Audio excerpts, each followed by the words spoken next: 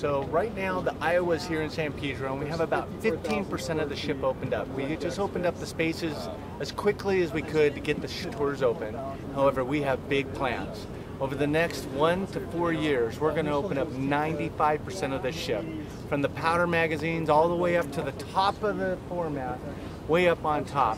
You're going to be able to go through the engine rooms, the armor, the machinery spaces, the powder flats, inside the turrets themselves.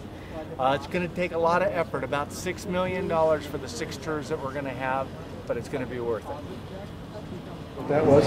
On victory over Japan Day, September 2nd, the Iowa was basically only 1,000 yards off the Missouri, transmitting the ceremony to the world. And while they were there, and here in the machine shop, the machinists basically put their names in this metal counter here.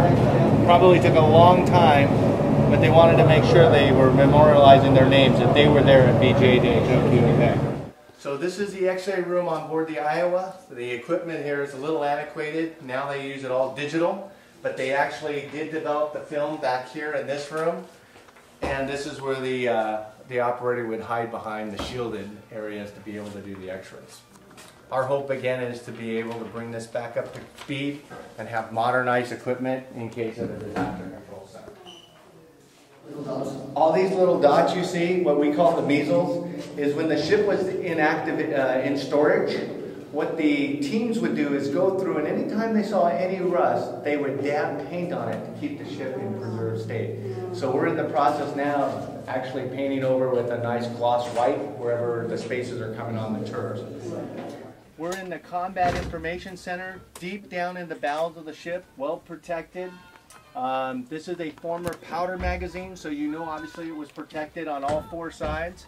Plus the ceiling's got our 7 inches of armor above us, and we don't need any armor below, we just have a lot of compartments down below. The ship actually has 9 different decks down below, and we're on